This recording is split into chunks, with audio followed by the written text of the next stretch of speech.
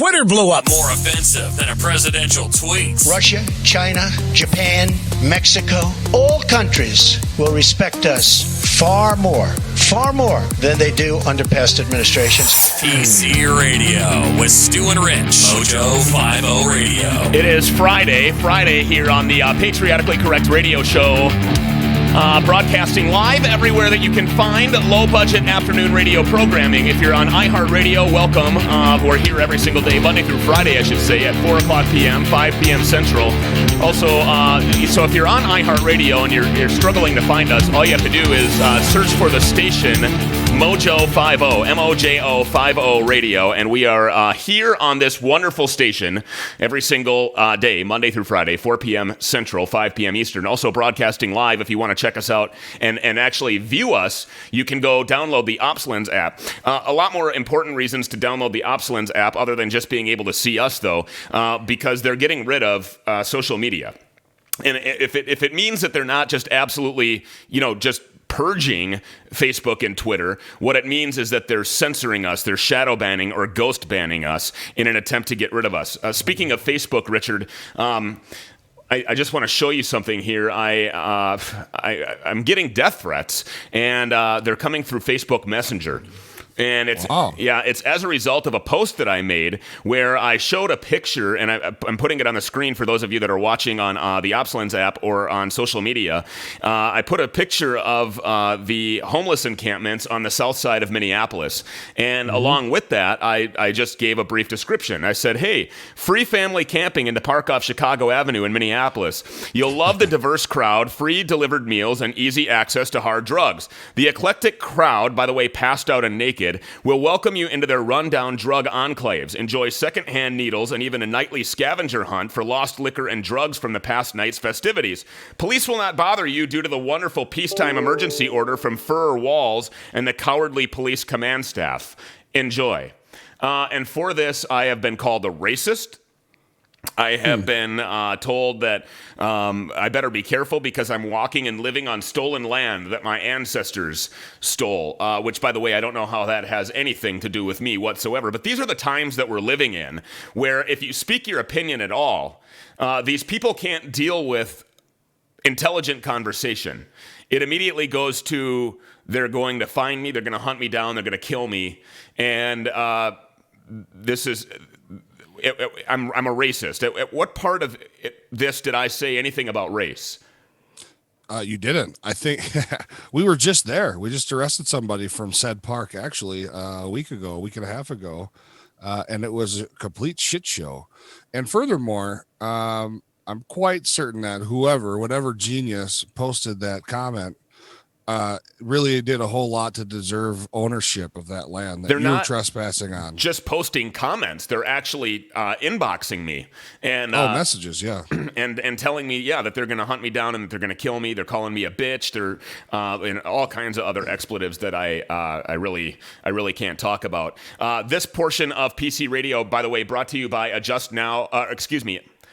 Today Chiropractic. Adjust Today Chiropractic. Adjust Today Chiropractic. Go to adjusttodaychiropractic.com. Speaking of Facebook, you remember last week there were 2 days in a row where I got into it with Dominic Izzo from Mojo 50 Radio, and it wasn't like it was an unpleasant or confrontational conversation. We just don't agree on specific things as it relates to George Floyd, the tactics that were used by police there, and the end result of George Floyd's death. I, by the way, downloaded and have read the entire 20-page medical examiner's report from the Hennepin County Medical Examiner on George Floyd. Did you know, and we're going to get back to Izzo and Facebook because this is interesting. Did you know that the family of George Floyd, you remember when they were calling for the stopping of the violence and the carnage and the burning and the looting and begging people to not do this in the name of George Floyd? Yeah, he wouldn't want this. His brother did it and said, please stop this. This is not what he would have wanted. This is not the type of person that he was. We know what type of person he was criminally. Criminally, he was a career criminal. The family called for the release of this medical examiner's report back in July. They wanted it out because they knew what was in it and felt that it may help subside or cease some of this carnage, some of this chaos, some of this criminal activity, some of this anarchy. Because inside of the medical examiner's report, it specifically says that the actions of the police did not kill him. There was no bruising. There was no bleeding. There was no lacerations. There were no contusions to the larynx area. There was none of that. That he had a lethal cocktail, a lethal dose, a lethal amount of fentanyl and meth and heroin in his system. This is what killed him, combined with his previous diagnosis of congenital heart disease, heart failure. He also had lung issues, big time. And the medical examiner goes into all of that medical mumbo jumbo that I don't understand the words. So I've had to go to Marie, my wife, who's a nurse in the emergency department at a hospital. And by the way, thank you to all of our nurses. We love you. And yes. So she kind of broke it down for me what this means and gave me some of these words. But going back to Facebook and Izzo, we're no longer friends on Facebook after our 2 conversations from last week. Oh, you got cancel cultured. Yeah, the very thing that we argue is ridiculous. The canceling, the censoring. We can't have intelligent conversations anymore without taking things personally. And that is this whole thing with my post about the park on Chicago Avenue, or on the south side of Minneapolis, or on the Greenway, or there's one over off of Kellogg and St. Paul. My post about that is absolutely true. These are drug-ridden, needle-ridden, criminal-ridden, warrant-ridden places. Lawless, and nobody will do anything. I'm getting more messages here about this. Nobody will do anything because of what? Political weakness, political bias, political agendas, and because of weak command staffs. 80% of the people that are out here that are homeless, that are in these places that I'm talking about, have viable alternative housing solutions, Richard. Well, yeah, but you have to follow rules, and there's things you need to do to qualify to live in these alternative housings. You can't sit around and shoot heroin and drink and beat the shit out of each other every day, or you won't have that place to live. It's too much work. Lindsay Ferris Martin is in the field for Patriotically Correct Radio today. She is live in St. Paul at an event where Jason Lewis is speaking. Jason Lewis has been invited to come on our show. We haven't been able to coordinate our schedules, so we're tracking him down out in the field. He is expected to be at Tin Cups here very shortly. I'm watching the live feed here. Tin Cups, yes, at Rice and Maryland in St. Paul. He's going to be doing a press conference there, and I'm watching the live feed. We've got Reese and Lindsay out there. As soon as they're ready to go, we'll throw it to them. That report brought to you by Adjust Today Chiropractic in St. Paul Park. I want to show you, and speaking of social media and political influence and the things that are going on and the reason why things are going on in the world right now, we know what it is. We see the silencing of one particular narrative. It's generally our narrative: pro-law enforcement, conservative values, the history of our country, the Constitution, individual liberty, freedom, pro-life. These things are... You're the devil, you're the enemy when you support these things now, especially if you're a white male like myself. You're only half Satan because you have you're half Nigerian or a portion, whatever it is. You're a black guy and you're mixed race, so you kind of get a pass there. Whereas I'm totally screwed, and I'm a huge racist. If I ever talk any truth whatsoever that somebody doesn't agree with, I'm a huge racist. And what feeds this are these people that stand at the pulpit of grace. They stand at the pulpit of values. And boy, I just keep getting all these messages about this Facebook post of mine. And people are right. This is controversial for one reason and for one reason only. And it's because the media allows for this agenda, our narrative, the true narrative, to be silenced while they perpetuate The false one. The sheepdog is silent, laying over there in the corner. You might have saw my monologue from this afternoon, just after noon, and that's the way that I feel, and that is the truth. They preach from this pulpit. It's like a pastor. A pastor can be a really good salesperson for Jesus, while at the same time get off of his pulpit and go in the back room and bang the wife of the praise and worship leader, and you'll never know it. Only he knows it, and only she knows it. They're both married, by the way, and then eventually he'll end up leaving the church and going to Texas and selling used cars. I'm talking like this because this is something that actually happened in a church of mine. But the media fuels the other side of the narrative, the false narrative, the lies, and they put cameras in front of these people to incite this stuff. Don't take my word for it. Watch. Friends, and talk to your neighbors. I want you to talk to them whether they're independent or whether they are Republican. I want you to argue with them and get in their face. And sadly, the domestic enemies to our voting system and our honoring our Constitution are right at 1600 Pennsylvania Avenue. This is, I just don't even know why there aren't uprisings all over the country, and maybe there will be. He can't come back to New York. He can't. He's going to walk down the street in New York. Forget bodyguards. He better have an army if he thinks he's going to walk down the street in New York. I said, no. I said, if we were in high school, I'd take him behind the gym and beat the hell out of him. We are trained Marxists. This is the last time an actor assassinated the president. But Michelle says that, when they go low, we go high. No. When they go low, we kick them. Get your phone. And if you see anybody from that cabinet in a restaurant, in a department store, at a gasoline station, you get out and you create a crowd and you push back on them and you tell them they're not welcome.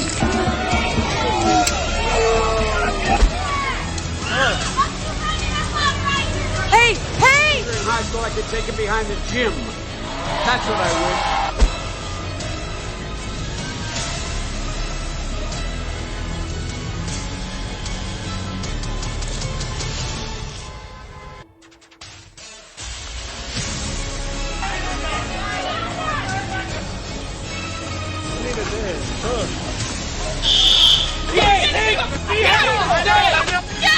This is Armageddon. True. There's violence across the whole country. Do you disavow the violence from Antifa? That's happening in Portland right now? That's a myth.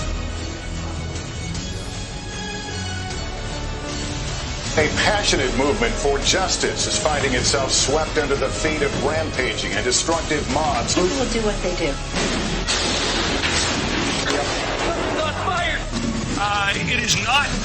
It is not generally speaking unruly. This president steps across the line constantly. The way, when the looting starts, the shooting starts. Come on. 77-year-old David Dorn was shot to death as a pawn shop he was protecting was being looted. You'll call leaders of these cities Democrat leaders, and we don't care if they're Democrat or not. They happen to be in every case. But we'll call them and we'll say, do you need help? And they'll say no. They said, but you just had 40 people shot and many people killed this weekend. And they'll say, no, we're okay. And I'll say, what's that all about? And we're tired of those answers. He's right. He's absolutely right. And the reason why the answers are no, don't come into our city is not because they don't need the help. It's because they want to frame this as Trump's America. Okay? They want you to believe that this kind of stuff can only happen in Trump's America. And if people believe really that the president can go into these places and do something about it, he cannot do that unilaterally, Richard. The 10th Amendment prohibits the president from sending the army, active army, or federalizing the National Guard and sending them in there to do anything about this. The 10th Amendment won't allow him to do anything unless he's specifically asked by the leaders of these states and of these cities to come in and provide assistance. The fact is, they like this carnage. They want this carnage, Richard. They want this chaos because they want to create as much chaos, as much pandemonium, and as many problems on the streets of America as they possibly can leading up to the November 3rd elections to intimidate you from getting out there and supporting Donald Trump. It still makes me wonder, what is their end goal? I mean, clearly, to get him out of there. Well, right. Clearly, it's to dethrone the president and to take him out of office. But why is it a viable option to destroy your home, to destroy your city, to destroy any part of this country that makes it what it is? All this in the name of get rid of Donald Trump. It's extremely idiotic, if you ask me. And the majority isn't our whole system set up to the majority rules? He wouldn't be there if the majority didn't want him there. Well, yeah, in the Electoral College, this is what was sent to me when I was inquiring about this. The president does not have the authority to go into these liberal cities and stop the rioting. I've seen literally hundreds of posts saying that he does. This is not the case. The Democrats want you to think he does so that he will be blamed for not stopping the riots. The riots are happening in liberal-run states only, and that is for a reason. The 10th Amendment, which is what I just quoted or cited, prevents the president from sending troops or law enforcement into a state without written request by the governor of that state. We know that to be a fact. The governors of these liberal states refuse to accept Trump's help, but want you to believe he's allowed to help when his hands are tied. Joe Biden and the Democrats know this. That's why their new claim is that these riots are happening in, air quotes, Trump's America. All while knowing he can't send in troops unless they give him permission. You won't see this happen in conservative states because it would ruin the narrative when the riots are quashed immediately. Please learn how your government works. This is Civics 101, people. Too many people are misled on this issue. Get the word out. That is correct. Get the word out. This is not Trump's America. And the proof is in the pudding. Name a conservative state or a conservative-led city where this is taking place, where this kind of carnage, this kind of lawlessness, this kind of destruction. Name a place in America that's run by Republicans or conservatives, libertarians, where this is happening. You won't find one. And the person who sent me this is absolutely right. The reason is because they know that it'll be quashed immediately, it'll be met with superior violence, it'll be stopped, and that will be more proof that this is not going to be tolerated by conservatives. So my question would be this. How is it that the president was able to send federal law enforcement agencies and all these other things into Portland? Is there like a time limit in which these Democrats can let their cities be destroyed, or did he just say screw it and I'm sending them anyway? What he did there, this was he can send federal officials in to protect federal property. So, for example, the federal courthouse, the federal buildings, things like that. He can send people in there to do that, but without a request by the governor of Oregon to actually come in and put a stop to this thing. And what he did there was he said, we're coming. With or without your permission, we're coming. And they never even had to go. It just stopped. And Trump was quoted as saying that in a rally last night when he was speaking. I was watching part of that. I'm looking at Lindsay, and it looks like they're about ready to go here. So we're going to go live to Tin Cups at the intersection of Maryland and Rice in St. Paul. Lindsay, you're at a Jason Lewis event. What do you got here? Thank you, Stu and Rich. We are at Tin Cups, located at Rice and Maryland here in St. Paul. This is a neighborhood that has been stricken with violence and looting throughout the duration of the unrest, of which has plagued many of our American communities and neighborhoods since the death of George Floyd. We were inside a press conference with Jason Lewis, the self-proclaimed law and order candidate on the GOP ticket for the United States Senate. We were able to ask Mr. Lewis about his intentions to address the criminal activity responsible for tearing down businesses and creating an unsafe environment, specifically here in the Twin Cities. Okay, hey, thank you for coming. Appreciate it. Mr. Lewis, I have a question. You say that you are the law and order candidate, right? And that you support the president and his law and order platform. Right. When you're elected to Senate, how do you intend to support the police and restore law and order in Minnesota? To your point, there are limits of the federal government. We find that out in the Brady case. We found that out with immigration and sanctuary cities. There is prerogative on the part of local officials, but there's also prerogative on the part of how much the federal government wants to fund these places. And the idea of using federal funding to encourage the policies, if the federal taxpayer is going to fund St. Paul or Minneapolis, the federal taxpayer can certainly demand that they restore law and order. So that's clearly one way. Now the other way, and I think Attorney General Barr is looking into this, a pile of bricks just doesn't show up in St. Paul or Minneapolis or Portland or Seattle out of the blue. People in Kenosha, Wisconsin don't wind up in Chicago the next day out of the blue. There is an interstate organizing effect going on with Antifa and these riots and this destruction. Above and beyond the destruction of federal property, that makes it a federal crime. All right, thank you for coming. Appreciate it. Lewis says he wants a better life for all Minnesotans, and the candidate that serves his country first serves his state best, and that's why he's running for United States Senate. Live from St. Paul, Minnesota, I'm Lindsay Ferris with Patriotically Correct Radio. Stu and Rich, back to you. All right. Well, thank you very much, Lindsay. And what Jason Lewis said there in that what looks like she was able to get in there with Reese and do some pre-recorded interview stuff and questions with Mr. Lewis, who's running for the U.S. Senate here. We'd like to have him on the show. I know that he's very busy. We've talked to Tom, his campaign manager, on multiple occasions, and we're trying to make that thing work.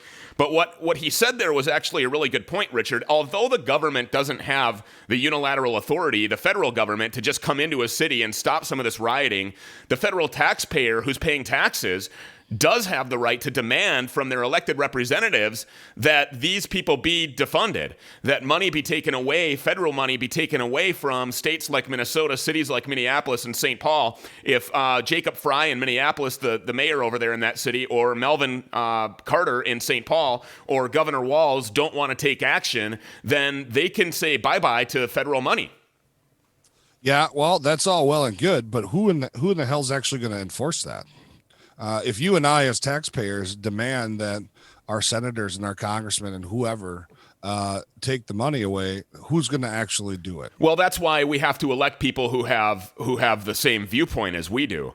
If you elect progressive liberal radicals, of course that's not going to happen. So if you have a federal government that's full of progressive radicals, you're not going to get the results that you're going to get if we have people that are, like Jason Lewis, who is a libertarian. I remember when he had his show on the radio, he was America's Mr. Right, and I tend to agree with most of the things that he said when he was on the air. I have to believe that he took those things and did what is the most noble patriotic thing that you can possibly do if you have an issue in America, is to run for office and do something to change it yourself. Now, I was in respect to the Facebook post that I went earlier, and this will all tie in together because it all matches. I was told, one of the things that I was told on the public comment section, other than the death threats that came to my inbox, one of you, by the way, has a warrant and we'll be looking for you later. The thing is that what the public comment was, well, Stu, if you have a problem with this, then why don't you get off of your ass and do something about it? Well, I do. I'm a bail enforcement agent, and I do. I go out and I look for people with felony warrants for crimes against persons, and that is the job that I do. It's a very noble job. I do it for a paycheck, of course, but I could do anything for a paycheck. I do it for all the right reasons, and you and I, Richard, are going to end up on the right side of history as a result of that. The same thing for Mr. Lewis and people that run for office like Alexander Buster Deputy. When they know that all the chips are against them and all the fundraising is going to the liberal progressives by a fraudulent and very suspicious, potentially corrupt and even criminal platform like Act Blue, who's taking money from you, who's hiding their donations because they're such a huge giant and they have special relationships with banks. By the way, Monday, Phil Klein, the former Attorney General, will be on with us to talk more about Act Blue and expose some of that corruption. We kind of started to break that story. He had to go. I really wanted to get in depth on that. But we need to ask him to name names and who's paying him to do this research. Yeah. Obviously, personal vendetta is not enough to do research. If personal vendetta was enough, Hillary Clinton would be rotting behind bars right now, because you bet Trump would have her ass down at Guantanamo Bay in front of a military tribunal right now. She deserves to be there anyway. Well, she's never going to answer for her criminal behavior. It's my prediction that she never will.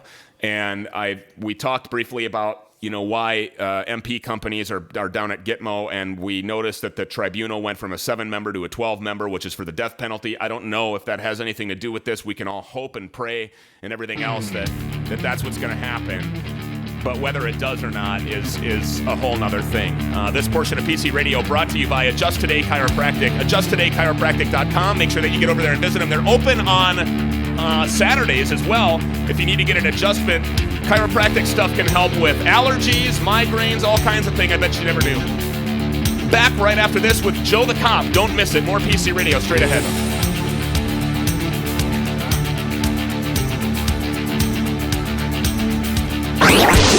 We will force votes. We will not stop. Any Republican senator is part of the cover-up. What the f? Impeachment. This is madness! The PC Radio Show with Stu and Rich. Back in a minute. Hey, it's Stu Peters with the Patriotically Correct Radio Show, here to talk to you more about Johnson Jewelers. I talk about them a lot. I talk about them because they're paying us to, but also because we have personal experience, or at least I do, with Johnson Jewelers. And if you have not had personal experience with Johnson Jewelers, it's because maybe that you were unaware, but now you are aware. And whether you're located near or around Woodbury, Minnesota is irrelevant, because Johnson Jewelers can provide service to you no matter where you are, globally, internationally, as well as around the world at johnsonjewelers.com. Maybe you have that old pendant or crest or stone that you want turned into a custom piece of jewelry. Maybe you have some jewelry that needs to be restored, or maybe you want something completely new made for you. You have something in mind? Just a quick visit to the website, a couple of phone calls, an email exchanged here and there, and you have the personal custom piece of jewelry meant for you. Visit them online right now, johnsonjewelers.com, johnsonjewelers.com. That's johnsonjewelers.com. Patriotically correct, politically biased, emotionally disturbed. On behalf of all of us at Mojo, we apologize. Stewart's and Richard, PC Radio. Welcome back to this Friday afternoon broadcast, Patriotically Correct Radio, brought to you by Adjust Today Chiropractic. Go visit Dr. Dustin Dukart online, adjusttodaychiropractic.com, adjusttodaychiropractic.com. I need some more of my American Fried Roasters coffee this afternoon here to... There we go. AdjustTodayChiropractic.com. They're located in St. Paul Park, Minnesota.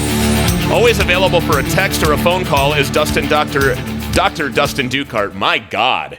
He's probably going to not pay us for this. Just destroying it. Yeah, it's Friday. Need more sleep, like the neighbor Nancy told me. I look tired. I feel tired. I am tired. But you know what, man? I mean, we got to push through. And when you get tired, what did your football coach used to tell you? Hey, if you're as tired as you can get, that's as tired as you can get. So dig down and find something for me. I need it worse. Here. So Dr. Dustin Dukart at Adjust Today Chiropractic. Visit him online, adjusttodaychiropractic.com. You know, chiropractic stuff is very important, being properly aligned. He specializes in sports recovery, arthritis pain, post-surgery pain.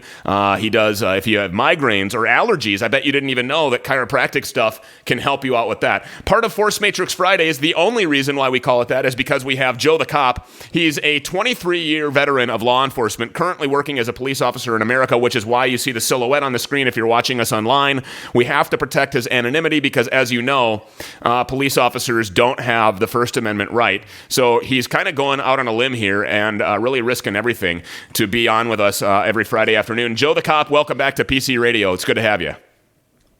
Hey, thanks, dude. Glad to be here again. You sent us something that I'm going to put on the screen here. This is the Edenton is the first police department in North Carolina to buy de-escalation shields. Edenton police officer Dominic Romano braces as Robert Scally, and forgive me on the name, president and inventor of Vector Shields, gets ready to hit the shield with an aluminum baseball bat during recent training at Edenton Police Department. These shields are de-escalation shields. This is, I'm looking at some of these cops that are laying in the grass during this training. They're holding these little things up in front of them. What is this a part of, and what's going on here? Yeah. Well, Stu, this is obviously the way law enforcement command staffs condition their officers, okay, wrongly condition their officers to place the suspect's safety ahead of their own safety and ahead of the public's safety, right? That is not the legal requirement for police officers to do. We are not required to put the suspect's safety ahead of our own. As a matter of fact, it's the exact opposite.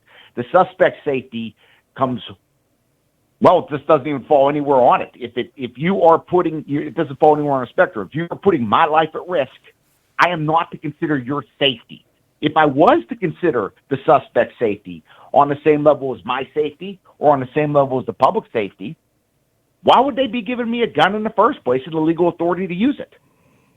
It's just false, wrongful, bullshit conditioning from cowardly chiefs, okay, who would rather their officers get injured so they don't have to field a complaint as to why their officers were legally justified in using deadly force. Edmonton Police Chief Henry King said his department bought 3 Vector shields and 3 officers are receiving training to use them. It's all about de-escalation, King said. Nothing that the shield doesn't look as militaristic as other police tools, other tools that police use. What about the full body shield that actually protects an officer rather than this little dinky thing? I mean, what is this really going to do? I would have loved to have been there and seen the actual end result of that guy taking a full swing on that little shield, the damage that it could cause to an arm. This little, you see a picture here. I'm going to show it for those of you that are watching us here on social media, but there's a picture here of a cop. This is training for sure, but here he is. He's got his gun and he's wearing his polo shirt and he's got his cell phone on his hip there. He's wearing a mask, of course. I mean, that's very important that you do that. Let me just show you guys here. Here he is standing there and he's got this little shit. Look at that thing. What is that really going to do for a cop, Joe? This is more of, like you said, just putting the officer at risk, and it's all for eye candy. It's all for perception. It's all for appearance. It's not for effectiveness. Right, because here's the thing. If you're asking that officer to go into, say, a high-risk search warrant, okay, with that shield, like you would any other shield, all right, that is one thing. If you were asking an officer to go into a crowd control situation, okay, but they are actually conditioning these officers to keep them in the police vehicles, in their patrol vehicles, get out of the patrol vehicles, put it on when they're going to confront a suspect with a knife on your standard deadly force situation. Why? Why would you do that? That goes entirely against the training that we have when confronting suspects with edged weapons. We are not supposed to deliberately put ourselves in a situation where we're going to take a knife slash. We're supposed to create distance and then use deadly force. On the phone with us today here on Friday, Force Matrix Fridays, we have Joe the cop. Joe is a currently working cop, 23-year journeyman patrol officer with plenty of experience in use of force situations. We were talking about another incident that happened in Tulsa, and this is, we can get back to the shields, but in Tulsa, there was take us through the situation. There's a guy who's fighting with the police. The police are using de-escalation tactics, and everything goes wrong. Tell us about this one. I wouldn't, it's a 15-minute video. I wouldn't even so much call it de-escalation. What I saw in this video, and it's tragic because an officer lost his life and another officer is badly injured. But what they had was a legal traffic stop, and they had a reason to order him out of the vehicle. Okay? He did not want to get out of the vehicle. Weird. He kept stalling to get out of the vehicle. Mm-hmm. They told him several times, maybe close to a dozen times, we are going to use the taser against you if you don't exit the vehicle. They kept telling him, but they didn't keep following through. If you continue to warn a guy of consequences of force and you don't follow through, you are giving him control of the situation. And that's exactly what happened here. In this case, they used the taser deployment. It did not have the desired effect on them, as tasers usually do not in these situations. Mm-hmm. Then they did a pepper spray deployment. This all hurt the suspect, but it didn't get him out of the vehicle where they were able to effect the arrest. And when they went to pull him out of the vehicle, he was able to retrieve a gun and shoot both of them. And like I said, tragically, one of them did not survive. But so much went wrong in this situation. I don't even like to talk ill of these officers, okay, because they both were shot. And again, one is dead. But we have to use this to learn. You cannot continue to warn the suspect and threaten him with force. You have to follow through. The longer you go, the more control he has. Then he gets to plan what he's about to do. This guy continued to stall for 15 minutes. Would you say, Joe, that would you say that this is part of what happens when police administrations and chiefs and patrol sergeants or whatever level you want to bring it to are dumbing down police work, right? I mean, we talked about this before, that the police have set the standard now, or not the police, but the command staffs and the elected officials have set the standard for how we use force, or even if we use force. Well, let me say this, and I mean, I agree with you, Rich. There's no guarantee that this still wouldn't have ended badly. All right, there is that X factor on all of these calls, but the odds are very high that if they would have acted decisively and with the right amount of violence from the beginning, they used the violence of action from the beginning, that they would have ended up just fine, and he would have ended up arrested, or he would have ended up injured.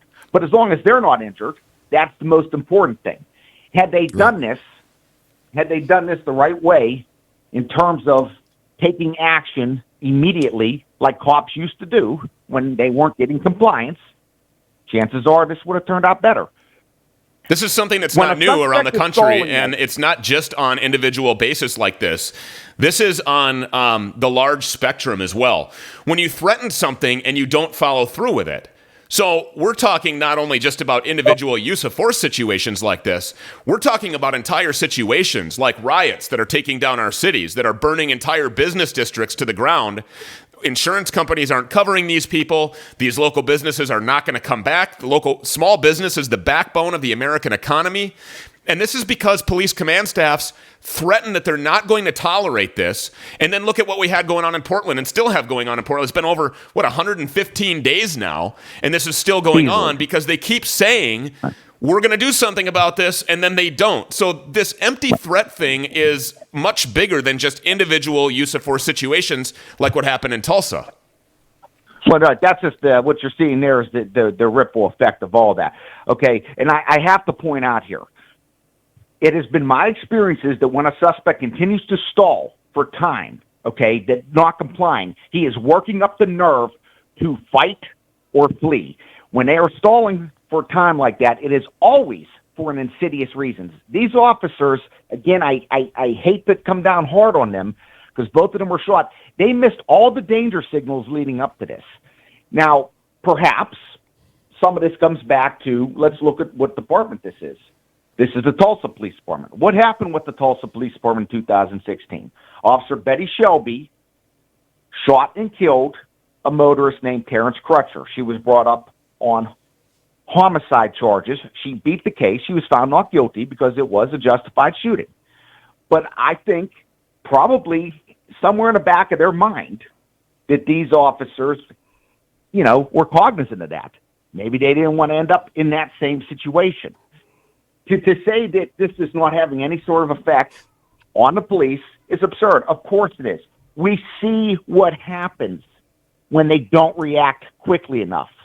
Yeah. This was a tragic example. They're getting rid of the training that allows officers to think like warriors. And on Monday, we're going to have a guy on our show by the name of Denny Anderson. Denny is a guy that's he's retired now, but he spent many years of his life going around the country putting on training seminars for something called warrior training. In Minneapolis, when the worthless piece of shit Betsy Hodges was the mayor here, by the way, voted one of America's worst mayors in the history of the country by a very reputable magazine, and then also the do-nothing police chief Janae Hart, who is a spineless, weak coward with political aspirations, putting her arm around President Barack Obama and taking pictures for photo ops, who has tried to steal the Minneapolis Police Department Federation badge to use as the logo for her consultation company. We, by the way, invited Janae Harteau to come on this program. It's going to be a real shock to you that she hasn't responded to us. But during that administration and during that command staff under Janae Harteau and Betsy Hodges as the mayor, they did away with warrior training here at the Minneapolis Police Department. And the reason they did that was because the word warrior is so scary and it militarizes our police. And a warrior isn't somebody who can actively listen. And a warrior is not somebody who can de-escalate. Joe, you've said it 100 times on this program. De-escalation is not the job of the police. And so now what you have have is you have cops second guessing, like you said, happened to the female officer in 2016 down in Tulsa. This stuff is being repeated over and over. It's not getting better. It's only getting worse. And you're seeing situations like what happened back in June or July. I forget what you said, Richard, in Tulsa, where an officer tragically lost his life in the incident that we're talking about here. But you're seeing this stuff happen all over the country. You're not hearing about it all the time because some of them are, the cops are getting lucky. The thing is ending well for them, and not because of the fact that the de-escalation tactics worked, but because eventually they own up to the threat of that violence, use that use of force, and take somebody into custody without having to shoot them, and they get lucky. But cops are second guessing themselves because of these use of force policies, these watered down programs, this lack of training that officers are getting to actually be able to defend themselves. And we would much rather bury dead cops than be at funerals of criminal shitbag, career offending rapists, home invaders, and murderers. Why is that?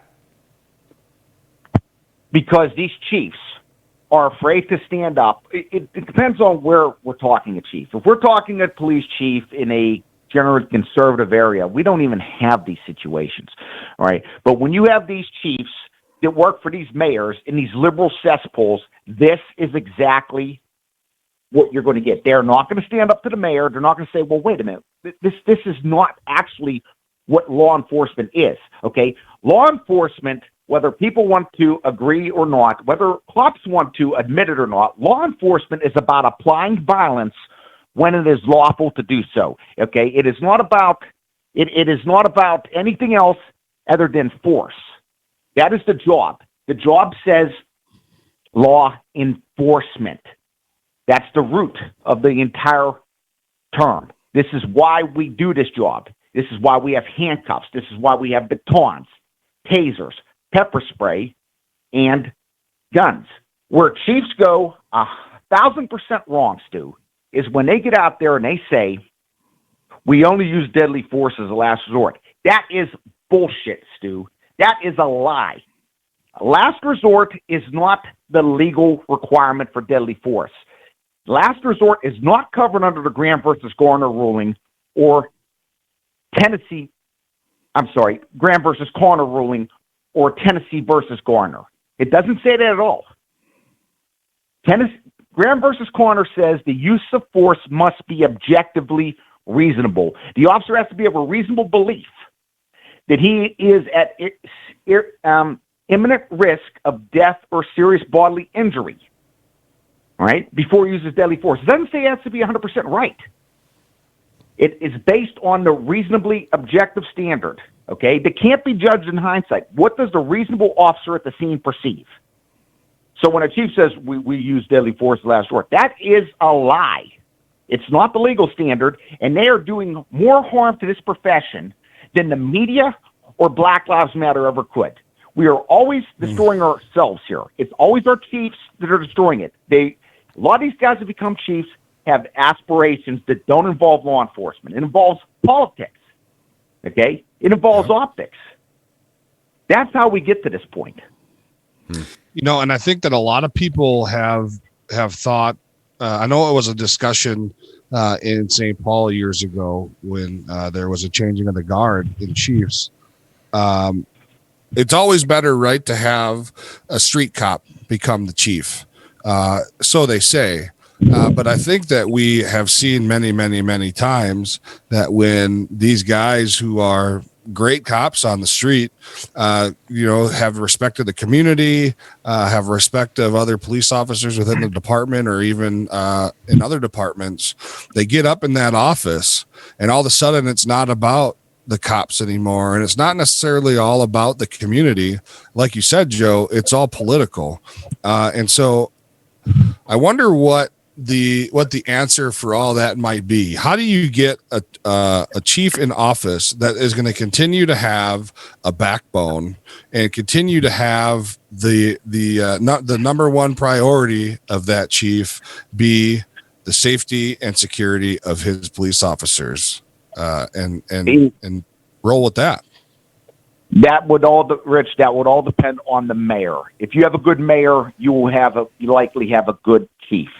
Look at the mayor. Look at the local government, the council, the city council, the township council, or commissioners, or whatever setup that they have there. Look at the local government, and your chief will generally be a reflection of that. Right. Yeah. But for the most part, Rich, it's done.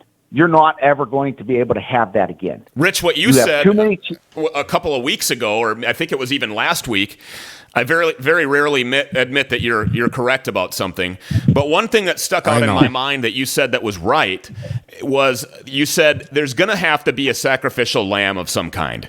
And it may not come from the chief of police because the chief knows that he or she serves at the pleasure of the mayor or the city council and that their career will be over. And somebody will fill in for them that will then again be the sheep for the cowardly mayors and liberal city councils and progressive radicals across the country. Where it's going to have to come from is just underneath the chief. Maybe an inspector from a precinct, street sergeants, supervisors, where they say, no, we're going to uphold the rule of law. We're going to take enforcement action. You can fire me. And then the guy that takes over for me is going to do the same thing. And it's going to have to be an entire wave of sacrificial lambs that are willing to stand up for what's right, be on the right side of history, and actually do the job that they were supposed to do, which is enforce the rule of law, take people to jail, meet violence with superior violence, use the violence of force of action, or the violence of action, and do the job that police officers did when there was a respect for law enforcement. The reason that there's not a respect for law enforcement today is not because of the street cop. Believe me, 99.9% of street cops that are out there doing this job, first of all, thank you. Thank you very much. Number two, you're crazy. You're nuts if you're just getting into this. I hope they did away with the psychological exam to be a police officer, because if you want to do this job today under these weak command staffs, you're an absolute nutcase. But for those of you street cops that are out there doing this job, believe me, on Patriotically Correct Radio, and for me, Stu Peters, and that guy, Richard Leonard, we don't blame you for any of this. No, I agree. The command staffs are going to have to, the higher-ups, the precinct inspectors, the commanders, the patrol commanders, and supervisors are going to have to get together. Strength comes in numbers, and say it doesn't matter what happens in the chief's office. It doesn't matter what happens in the mayor's office. It doesn't matter what happens at that city council meeting.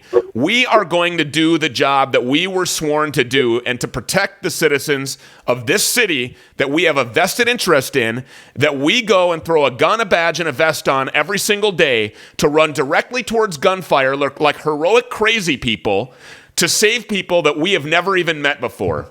And that's what it's going to take. It's going to take sacrificial lambs. Are there any of them out there, Joe?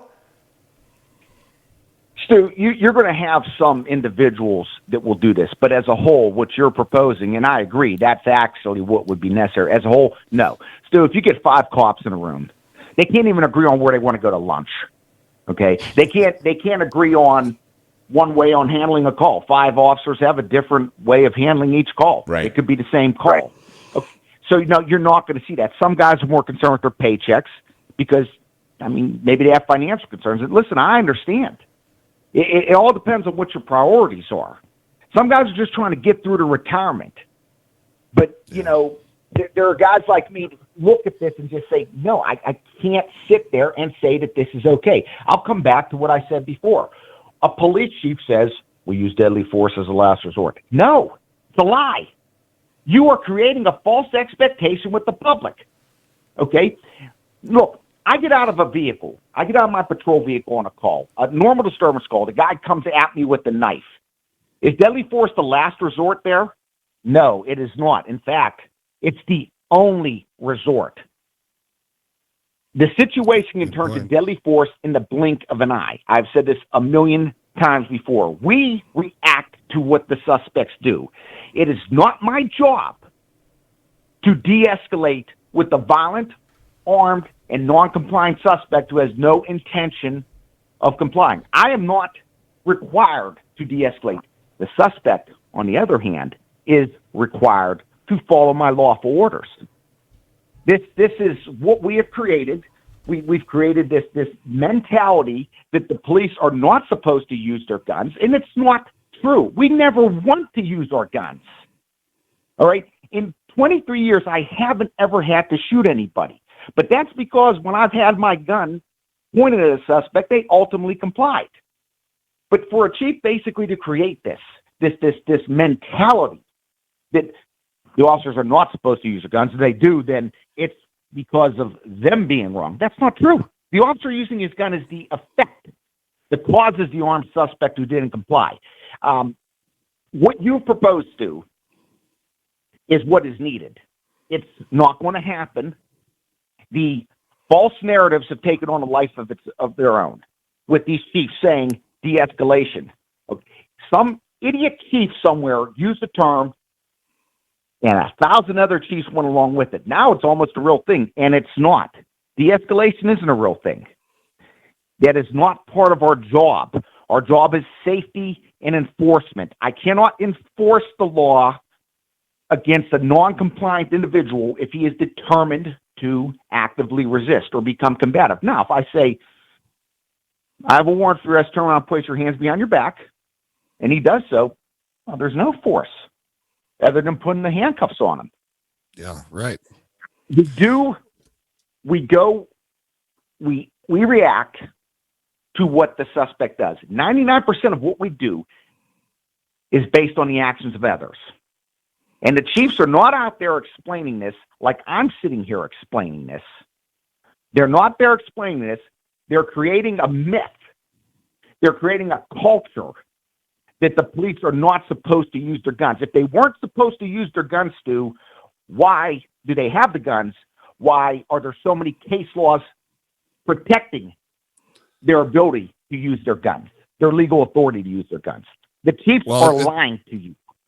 It's all political. It's all political, right? I mean, we don't want to use guns because we don't want to have people in our city die, and we don't want to have rioting. We don't want to have burning. We don't want to have looting. And, you know, I said weeks ago that if this is kind of going back to your point, Stu, about sacrificial lambs, if the Minneapolis Police Department, who had 800 and something odd cops on their force when George Floyd happened, if 400 cops were to walk up to City Hall, lay their badges on the steps and say, we're not doing this anymore, things probably would have turned out a little bit differently. But like you said, Joe, there are guys that are just trying to get to retirement. There are guys that probably got, you know, babies and little kids in hockey and baseball. They got mortgages. They got all kinds, and everybody has their own reason for going to work every day. And I think that now that effectively happened in a roundabout way, right? The cops didn't volunteer to leave work, but with all the other shit going on, you know, people are retiring and people are medicaling out and all this other stuff. And now you see things like the Minneapolis City Council going, well, where the hell are the police? Yeah, where are they? That's absolutely ridiculous. Joe, I don't know if you heard that or not. They asked for it. Yeah. On June 26th, the city council president in the city of Minneapolis stood there and said, defund the police, F the police, we don't need the police. And just the other day, September 15th, I believe it was, 3 days ago, she's standing in front of police command staff in Powderhorn Park saying, oh, we've got all this increasing violence. Where are the police? If you don't want armed people running around shooting people, stop them. If you don't want car chases ravaging your city, end them. Stop them. If you don't want rioting and burning and looting, stop it. Use the enforcement action. Joe, we've got 30 seconds. Your final thoughts of the day. Well, they don't like what's happening in Minneapolis. Minneapolis is a prime example. It's historically accurate to what happens, okay, in our society. Society, Stu, does not get the police that they want. They get the police that they deserve. Minneapolis, the residents of Minneapolis are now getting the police that they deserve because they voted for this form of government. They allowed it to happen. I hope they enjoy it because it ain't going anywhere right now. Always a pleasure having you. Police form be what it used to be. That's right. Always a pleasure having you every single Friday. Force Matrix Friday is brought to you today by Adjust Today Chiropractic. That's Adjust Today Chiropractic. Visit them online, adjusttodaychiropractic.com. Joe the Cop, I always love having him. Richard, your final words of the day. Have a good weekend, everybody, and let's hope for a brighter week next week. See you Monday. Unrealistic expectations, once again, coming from the guy over there in the Cops for Trump shirt, which is the only thing that he got right today. I love it.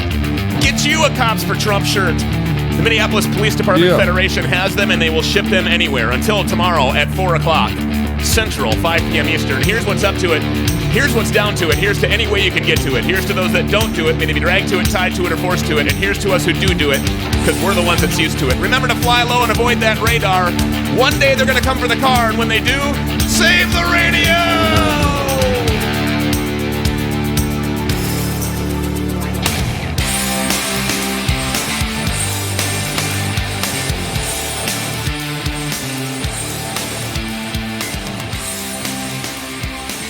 Broadcasting live on the Ops Lens app, iHeartRadio, Mojo 50 Radio, and online worldwide at thepcradioshow.com. That's a nice middle section you have there. Yeah, I'm standing up because I have to poop really bad. Oh my God. So you're going to have poop stains? I might. I just might. It looks like you're expecting. It actually comes to a point. He's doing cartwheels in there. Stewie and Richie, PC Radio.